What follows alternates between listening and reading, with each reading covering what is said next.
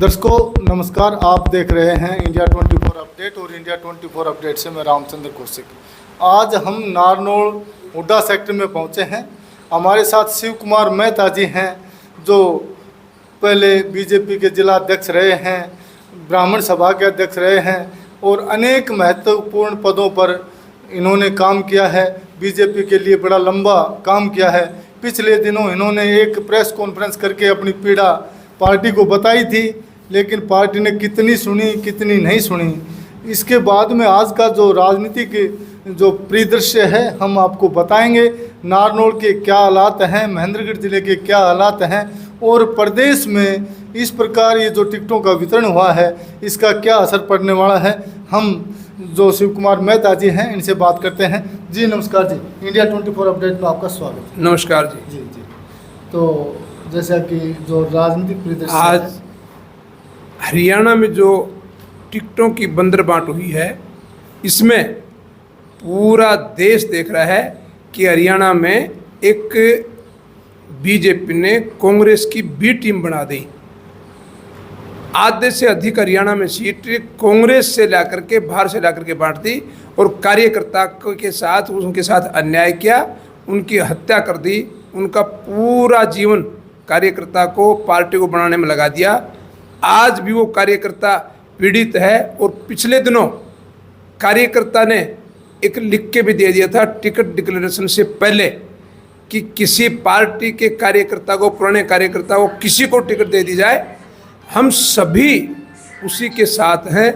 लेकिन पार्टी ने अनदेखी की और यहाँ इस पूरे जिले के साथ ऐसी अनदेखी की कि सभी कार्यकर्ताओं का दमन कर दिया, दफन कर दिया, सत्यानाश कर दिया।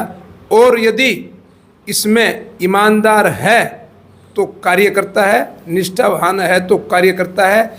आज टिकटों में जो चर्चा में है कि इतनी टिकट की कीमतें हैं कि हम टीवी के माध्यम से और यूट्यूब के माध्यम से, अखबार के माध्यम से पढ़ते हैं कि एक एक विधानसभा 100 करोड़ पर चली गई और कोई कीमत नहीं बची कि कार्यकर्ता की कीमत केवल मात्र यह रह गई वो अपना काम करे और कुछ मांगे ना। कार्यकर्ता के खून का, जो खून से पार्टी को सींची, उसका इन्होंने पसीने का भी एहसास नहीं किया और कार्यकर्ता का इन्होंने दमन किया, दफन किया।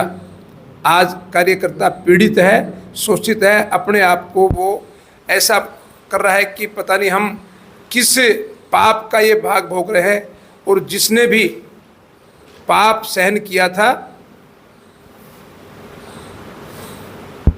पाप सहन किया था अपने जो भीष्म पिता मैंने वो देखा था क्या हुआ, लाख से ग्रह देखा और नारी को नंगी अपने सामने होता हुआ देखा। उसका क्या हर्ष हुआ कि महाभारत हुआ और कौरवों का सर्वनाश हो गया। वही आज हमारी पार्टी के नेता पाप को देख रहे हैं, अन्याय को देख रहे हैं, भ्रष्टाचार को देख रहे हैं। इससे पार्टी का नुकसान हो रहा है और हम इस नुकसान को देख करके पीड़ित हैं कि आज ये हमने जो खून से सींची थी उसके साथ क्या हुआ। लेकिन जिस हाथ में कोई बीमारी हो, उस हाथ उंगली को बीमारी हो, उसको कटवा दिया जाए तो वो हाथ तो ठीक रहे। आज हम अन्याय को सहन नहीं करेंगे। सारे कार्यकर्ता इस बात के लिए तैयार है कि हम अन्याय को सहन नहीं करेंगे। आप भी नारनौल से या नांगल चौधरी से विधानसभा के प्रत्याशी थे, टिकट के दावेदार थे। मेरे को 2006 में पार्टी की एक बैठक हुई, समन्वय की बैठक हुई। मेरे को कहा गया कि चुनाव की तैयारी करो। 9 में मेरी टिकट काट दी गई। मेरे को कहा गया क्या कुंभ का मेला है, अगली तैयारी करो। मैं उस कैंडिडेट के साथ लग गया, अगली तैयारी करी। 14 में फिर मेरी काट दी गई। फिर मेरे को कहा गया कि तैयारी करो। मेरे को जिला अध्यक्ष बनाया। मैंने निष्ठा ईमानदारी से जिला चलाया और ईमानदारी चलाया कि मेरे पास कोई खर्चा की व्यवस्था नहीं थी। मैंने अपनी प्रॉपर्टी बेच के जिला चलाया और मेरी धर्मपत्नी बीमार हो गई, मैंने उसको भी नहीं संभाली और मैंने संगठन का काम किया। और 14 में फिर मुझे कहा गया कि 19 की तैयारी करो। 19 में भी मेरी काट दी गई और मैं फिर भी निष्ठा से लगा रहा। फिर मुझे कहा गया कि नगर परिषद की पुत्रवधू की तैयारी कराओ, उसमें भी काट दी गई। और उसके बाद 24 में भी काट दी गई। अब अन्याय सहन करने का समय बचा नहीं, सारा समय पूरा हो गया। अब तो ये 5 साल की, 10 साल की, 15 साल की, 20 साल की, 30 साल की ये सज़ा काट ली। अब तो उम्र कैद काटनी है, वरना पाप को सहन नहीं करना चाहिए। कांग्रेस की आपने ए टीम और बी टीम बताई, किस प्रकार से ए टीम बी टीम है, कौन नेता थे? आप सांसद गिन लीजिए ना, हरियाणा के सांसद गिन लो, हरियाणा में जिनको टिकटों का बंटवारा हुआ है उनको गिन लो। आप तो पत्रकार है, सारे हरियाणा में आपका आना जाना है, सारे आपके पास चल आते हैं, आप गिन लीजिए उसमें। यहाँ से लग जाओ देखने के लिए, यहाँ भिवानी में सांसद हैं और सांसद हैं और सांसद हैं, गिन लीजिए आप, और कितने कहाँ से दिए। जो आज आता है कल उसको टिकट मिलती है, आज आता है कल उसको प्रमोशन हो जाता है। आदित्य चौटाला को सब कुछ दे दिया था, वो कहाँ है? हमारे प्रदेश अध्यक्ष थे कंबोज जी, प्रदेश अध्यक्ष थे, वो रिहाई शुमारी लेने आए थे, उनकी रिहाई को उनको ही छुट्टी कर दी। जहाँ देखो वहाँ केवल ये हो गया कि ये मेरा, ये मेरा, ये मेरा, ये ऐसा, ये लेने देने का, ये लेने का, सब ये हो रहा है। जैसे रामविलास शर्मा की पहले कई दिन तक टिकट लटकाई और फिर बाद में टिकट काटी, भारी हंगामा हुआ। राव इंद्रजीत पहुँचे, पूर्व मंत्री ओम प्रकाश जी पहुँचे, सीताराम जी पहुँचे, किस प्रकार का क्या परिदृश्य मानते हैं? ये टिकट इतनी किस्तों में जो बंटवारा किया ना, ये पूरी प्री प्लान से था कि पहले इस तरह से डिक्लेयर करके लास्ट दिन में डिक्लेयर करो, वरना यदि रामविलास जी की टिकट काटनी थी तो उनको उच्च कोटि के नेता थे, बुला करके कह देते, और किसी और कार्यकर्ता को टिकट देने के लिए कहते, किसी को आशीर्वाद दो, लेकिन उनको भी अंधेरे में रखा गया। और यहाँ कुछ कार्यकर्ता BL संतोष जी से मिले थे, उन्होंने कहा कि नहीं कि भाई एक टिकट तो आप नॉन में दें, तो BL संतोष जी ने कहा था हाँ इसीलिए ये 2 सीट रोकी है कि भाई महेंद्रगढ़ में जिसको रामविलास जी कहेंगे उसको लड़ाएंगे और नारनौल में नॉन को देंगे। वो भी इतने बड़े नेता का भी आश्वासन खोखला निकला। तो जैसे रामविलास जी कार्यकर्ताओं के साथ लगातार रोए हैं, कार्यकर्ता बड़े भावुक हुए हैं, और आप भी ब्राह्मण सभा से आते हैं, अध्यक्ष रहे हैं, क्या समाज पर इम्पैक्ट पड़ने वाला है? कार्यकर्ताओं का क्या इम्पैक्ट पड़ने वाला है? समाज अपनी पीड़ा लिए बैठा है, सारी 36 बिरादरी के साथ अन्याय हुआ है। ये नहीं, यादव के साथ भी अन्याय हुआ है कि यदि कोई दूसरा किसी भी यादव को और को टिकट मिल जाती, जिनकी रिहाई शुमारी में जो ठीक थे, हम ये नहीं कि केवल एक किसी ब्राह्मण को दी जाए, किसी अन्य को दी जाए, किसी कार्यकर्ता को दी जाती तो सारे कार्यकर्ता लगते उसमें। आज किसके लगे? पिछले 10 साल से हम किसी के पास जाते हैं कार्यकर्ता, तो वहाँ ये कहते हैं ये बीजेपी वाले आ गए, ये बीजेपी वाले आ गए। वहाँ कार्यकर्ता को हीन भावना देखा जाता है, इसलिए कार्यकर्ता पीड़ित है। जैसे रामविलास जी ने आखिरी में कहा कि मैंने पार्टी शुरू से सिंची है और पार्टी ने ये गलत टिकट वितरण किया और मेरा भला इसी में है, मैं केवल बीजेपी के झंडे में लिपट करके जाना चाहता हूँ। रोते हुए स्वर में कहा, कार्यकर्ताओं की ये पीड़ा को आप कैसे मानते हैं? कार्यकर्ता की पीड़ा जायज़ है। रामविलास जी ने जो पौधा लगाया, पेड़ लगाया, उसको ये सारे बीजेपी के कार्यकर्ता अपने खून पसीने से सींचते थे। रामविलास जी के साथ अन्याय हुआ ही हुआ है, लेकिन इन सभी कार्यकर्ताओं के साथ अन्याय हुआ है, सभी कार्यकर्ताओं के साथ धोखा हुआ है।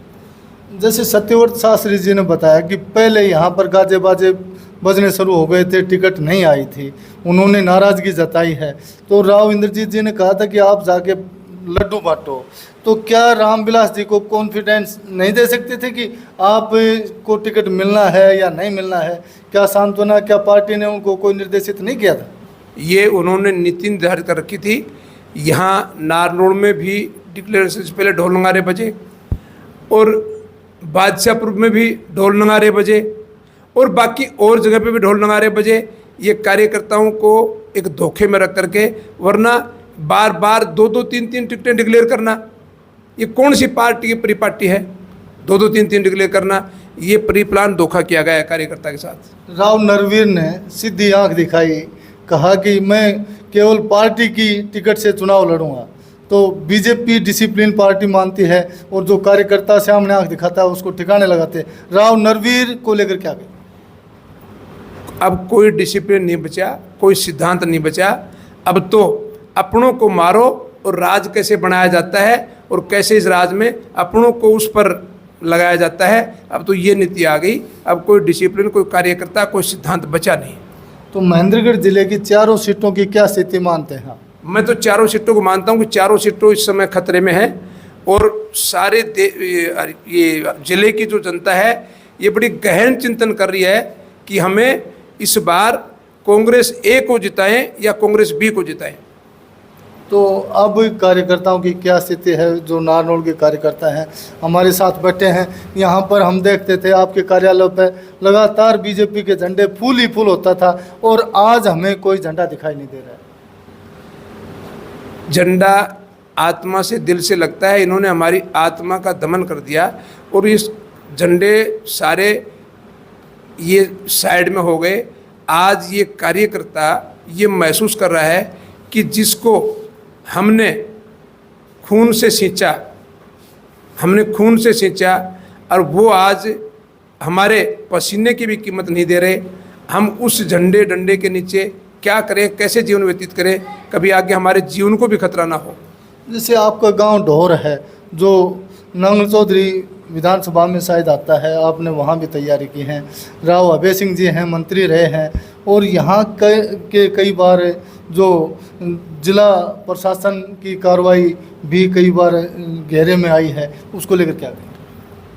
हालिया मंत्री इतने ताकतवर है कि किसी अधिकारी ने, डीसी ने, एसपी ने, एडीसी ने, सब इंस्पेक्टर ने, किसी एसडीएम ने कोई मेरिट बेस पर काम कर दिया तो उसको डांट पड़ती और वो अगले ही दिन, चाहे डीसी हो कोई भी हो, खुड्डे लेने लग जाता था कि भाई वो मेरिट हम बढ़ाएंगे, हम कहेंगे वो मेरिट है, प्रशासन देखे वो मेरिट नहीं है।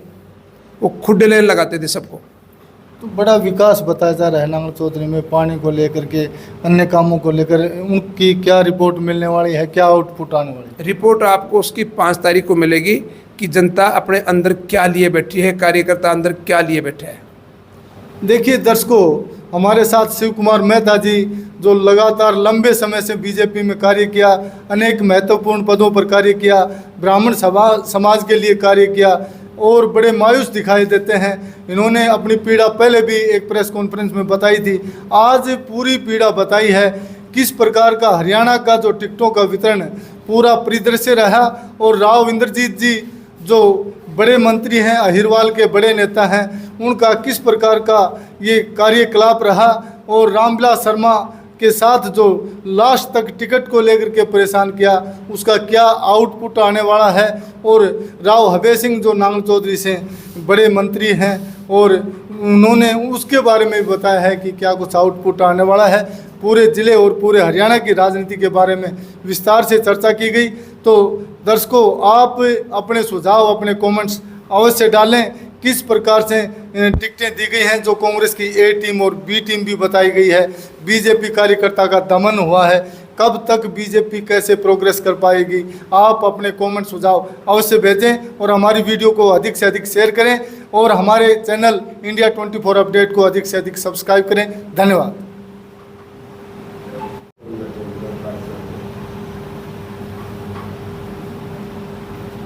जड़ को बाबूलाल रोग नहीं है।